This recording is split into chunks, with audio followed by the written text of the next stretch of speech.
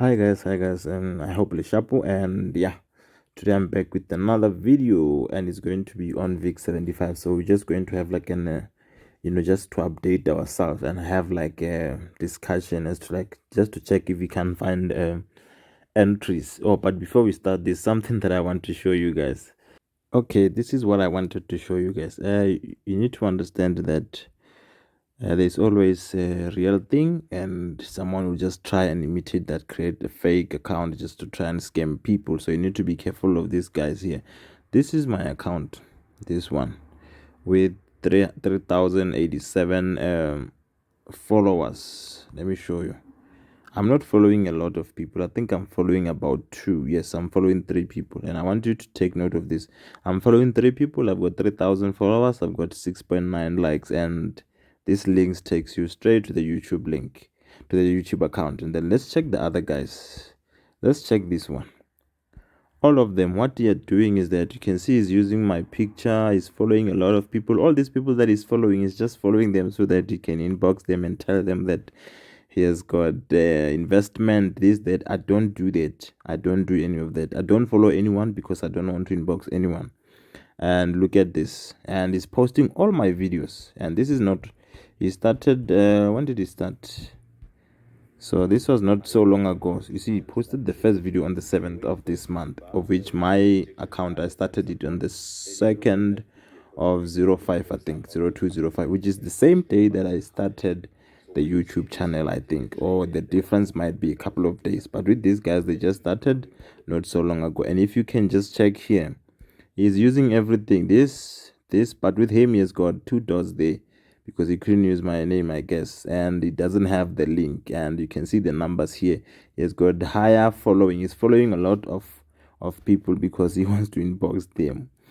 And then let's check the other one. So you need to be careful, guys. You need to be careful. Don't, like, now if you want to contact me, make sure that you follow me.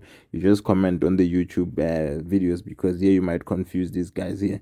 And here's another one. This one is very fresh, very fresh. He's following 183 and only 18. This one is very new, very new. So it's just doing the same thing. So the more you see this thing here, now I would never, like, I'm not following anyone because I don't want to inbox anyone. And with this one here, I think I followed him, and then just to inbox him and get his names, let me show you. Yes, this is him. This is him. He's very stupid, this one. I followed him, he followed me back, and then all of a sudden he's inboxing me. Very stupid. He's the same guy. Look at the number of followers he has. And he'll be telling you, I just told him that I want him to mentor me, paying him 3,000 and stuff like that. This is his number. So you need to be careful of this number. Be careful of this guy. So just need to make sure that you verify the details before you pay anyone. Because with me, you have to go through YouTube. The fact that these guys, they don't have YouTube links. If you have, you go click on their link. If they put a link, if it doesn't take you back to this YouTube channel, it's a scam. So you need to be careful. All right, let's continue. All right, let's carry on now. Let's carry on. This is the chart, and if you can see, there's still that one trade that's from the top there. That, usually when I take trades, maybe I'll take two trades or I'll take three trades. There's this one that I don't wanna, close or anything. I'll just put it there. If the price reverses and hits the thing, I will know that that was not my main trade. So if you're new here, make sure that you subscribe and you hit the bell icon, because this is where I share my views as to like how to approach the market. So make sure that you stick with me throughout, so that I show you what the VIX 75 is most likely to do from here.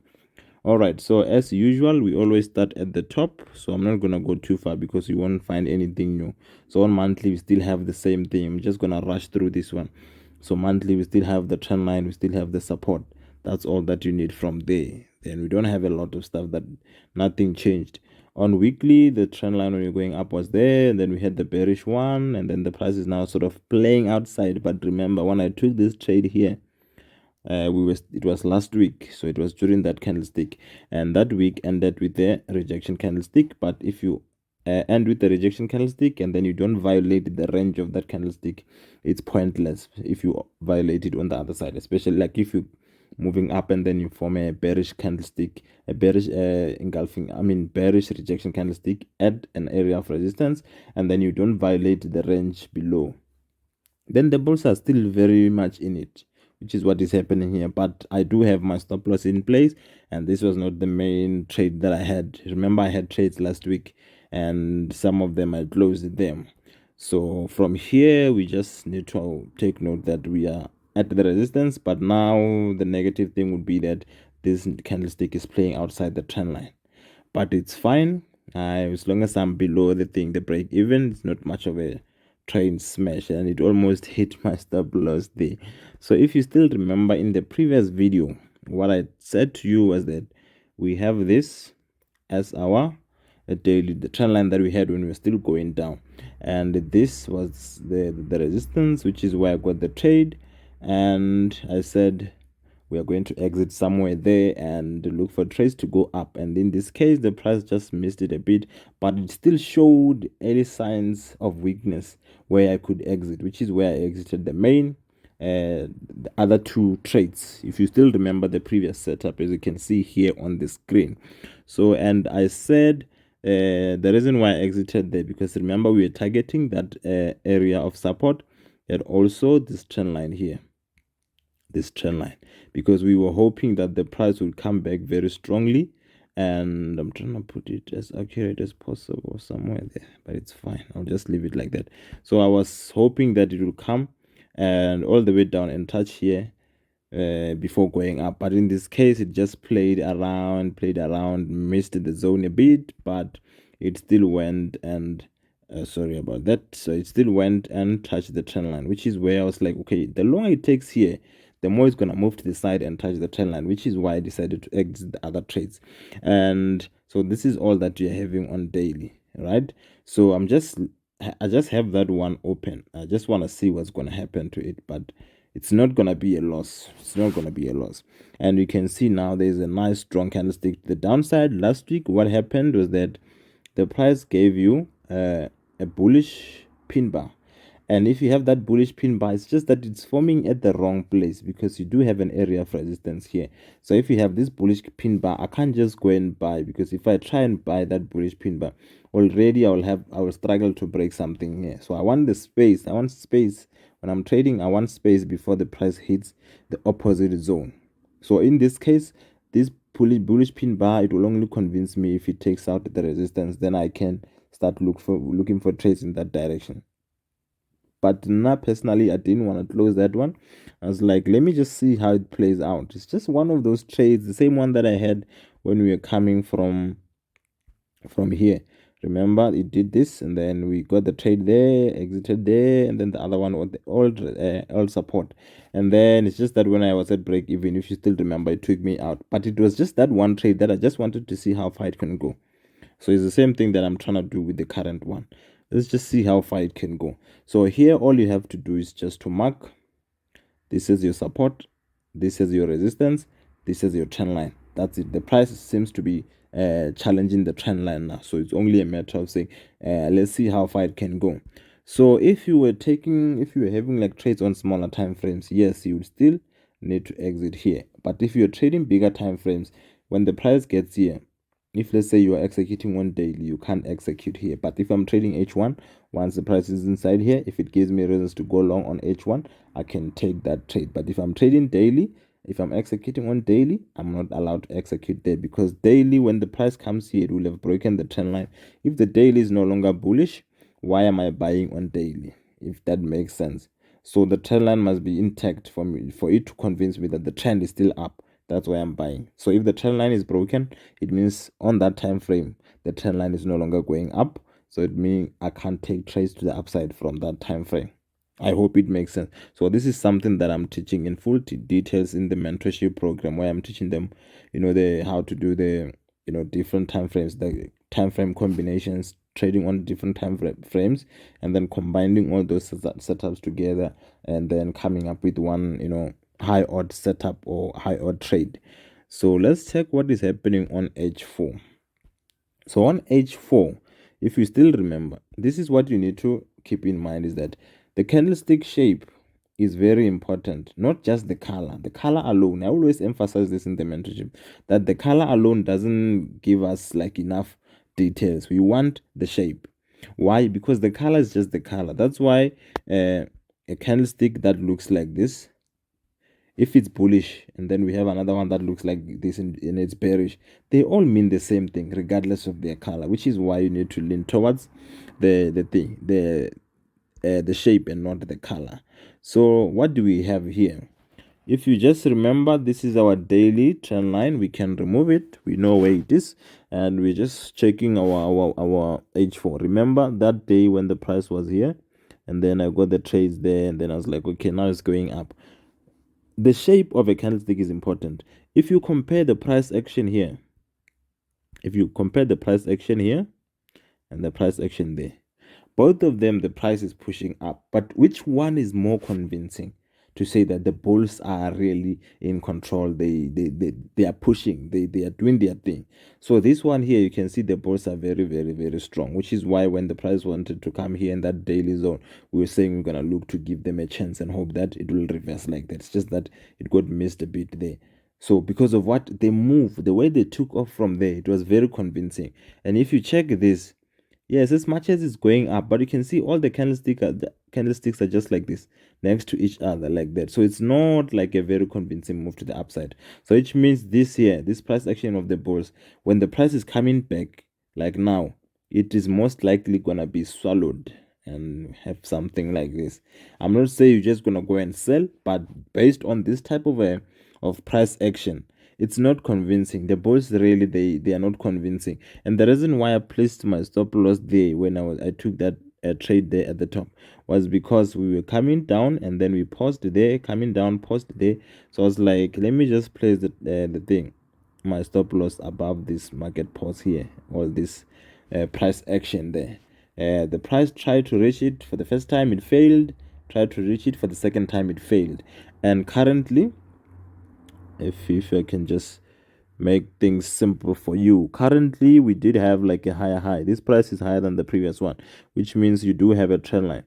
So on H4, this is your H4 trend line. But because of what? Because if you check the way the price is, because the way the price is moving, it must be convincing. If you check how the bulls are moving here, their candlesticks not so bad, but I wouldn't trust the current level, because even the type of a candlestick that formed this level, it's not a nice candlestick. It's like a rejection candlestick, which is not a candlestick that we want it to be, giving us a level.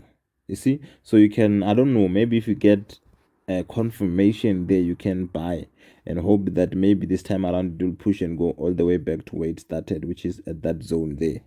But I doubt, but it's possible. It's possible. But if you get a confirmation, you can do that. But not personally, I think my trade has got higher chances of holding. So this trend line has higher chances of being broken, because remember, even the other day I mentioned that the more a level is being tested, or the more a zone or a trend line is being tested, the weaker it gets. So meaning this one might be broken. So if it gets broken, then how do you take advantage of that? That's something that you need to be able to do. So this is the support, no doubt about that. It's just that it doesn't look nice. It's not, you can trade it if you get like a chance, but to me it's not so nice. And the trend line that we're trying to buy from around, it's been tested many times, and but it can still work. And another thing to keep in mind is what we saw on daily. Okay, not yet. Remember when I said if you have a pin bar like this, we expect the price to go all the way up. But if you come below it, then you're going to sort of invalidate this. So which is what we seems like we're gonna have here, but not yet. But yeah, I was just saying that here now I wouldn't trust the bulls that much, but they can still reverse the price. It's not yet over. The candlestick that is open, it can still go and touch the trend line. But now if it comes below this point, you'll be like, okay, the bulls have lost on H4, in a sense that their support has been violated, their bullish trend line has been violated, and even on daily we're seeing some weakness in the bulls because of what their bullish pin bar has been violated, in a sense that the price would have went lower than that. So which means the bears seem to be sort of in control. So then how do I join their movement? That's the question you're gonna ask yourself. That's when you'll be like, okay, now that the bears are in control and they violated that, if they go up to this area of resistance. This is going to be the new area of resistance, and this area of resistance is the one that would have given you this and broke the support and broke the bullish trend line, which is this one and this one. So it means if the price is to break those two and it goes up there with the confirmation from this zone, you can sell and hope that the bears will continue pushing to the downside, because remember, they still have a very big room to go to the downside. If they win this battle here, they can go, yes, they can still be rejected there, which is why when you're taking trades, you need to use those ones as your take profit number one. But they have a very big room to go down until they get to this level. Remember, the way you move up, it's gonna give me an indication as to like how you're most likely to come down. So if this was a smooth move, it means I don't have any obstruction there. When I'm coming down, I don't have any obstruction. I'll be targeting this. So here it was just the bulls, which is why I don't have any obstruction. So I will be targeting that. In terms of what? Profit margin. So if it comes, we are saying from this one, if it comes lower than this and close outside this trend line, then you can look to sell from there and hope that it will come to at least this. But you're not going to just go and sell. You need confirmation. But based on this structure and how the bulls went up here, not very convincing. Yes, if you were trading smaller time frames like H1, you would have had like million trades there. I saw them. The other time I just missed it, but it's fine. Because remember, this is where I exited my main trades, right? And then let's see, I want to show you something. As it was moving up, this was like the trend line coming back to this support, and you're still around that. You were still around that daily bullish trend line, and then it just went up. So that's where you would have gotten your trades there. That's where you would have gotten your trades. Because I think even on, what was it? I can't remember the time frame now. It had some nice, yes, it was this where I exited. You were still at the trend line and then testing that zone, and then you would have taken that. That's if you're trading smaller time frames.